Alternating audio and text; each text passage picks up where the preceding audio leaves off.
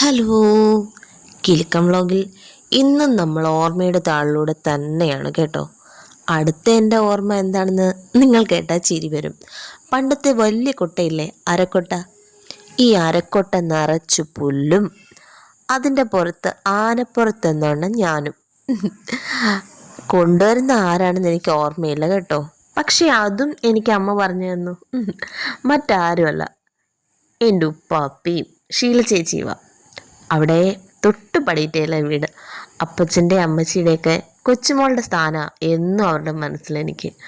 അവിടുത്തെ മോനാണ് രാജ്മാമൻ. ഞാൻ ഉപ്പാപ്പി എന്ന് വിളിക്കും. ഞങ്ങളുടെ എല്ലാവരുടെയും ഉപ്പാപ്പിയാ.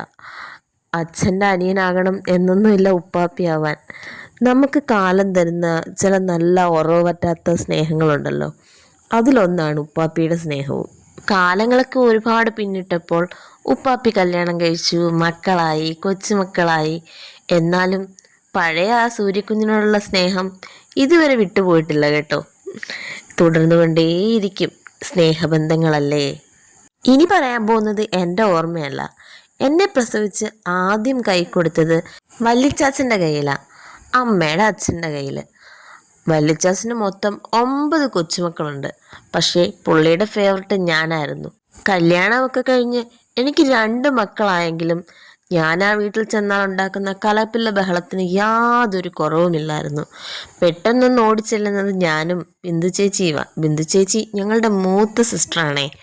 ചേച്ചി ഭയങ്കര സൈലൻ്റാ, ഞാൻ ഭയങ്കര വയലൻറ്റും. അങ്ങോട്ട് ചെന്ന് ബഹളം ഉണ്ടാക്കി രാഘവോ എന്നൊരു വിളി കേൾക്കുമ്പോഴേ വല്ലിച്ചാച്ചനറിയാം വന്നത് സൂര്യൻ തന്നെയെന്ന്. വയ്യാതെ കിടക്കുമ്പോഴും വല്ലിച്ചാച്ചോ എന്ന് വിളിച്ച് ആരാന്ന് ചോദിച്ചാൽ അച്ചച്ചൻ പറയും, സൂര്യനല്ലയോ അത്. നിഷേധി, മിണ്ടാതെ ഇരിക്കടി. വല്ലിച്ചാച്ചൻ്റെ വഴക്ക് പറച്ചിലെ ഏറ്റവും കാഠിന്യം കൂടിയ വാക്കാണ് നിഷേധി. കുറുമ്പിലും ചട്ടമ്പിത്തരത്തിലും ഒക്കെ ഞാൻ അന്നും ഇന്നും എന്നും ഒരുപോലാണെന്നാണ് എനിക്ക് തോന്നുന്നത്. പക്ഷേ ഒരിക്കൽ പോലും എൻ്റെ പപ്പ എന്നെ ഉപദ്രവിച്ചിട്ടില്ല. ഉപദ്രവിക്കാന്നല്ല, തല്ലിയിട്ടില്ല. അതിനും കൂടി അമ്മ നല്ല രീതിയിൽ തന്നിട്ടുണ്ട്. പക്ഷേ അതിൻ്റെ ഒരു ഗുണമൊക്കെ എനിക്കുണ്ടെന്നാണ് തോന്നുന്നത്.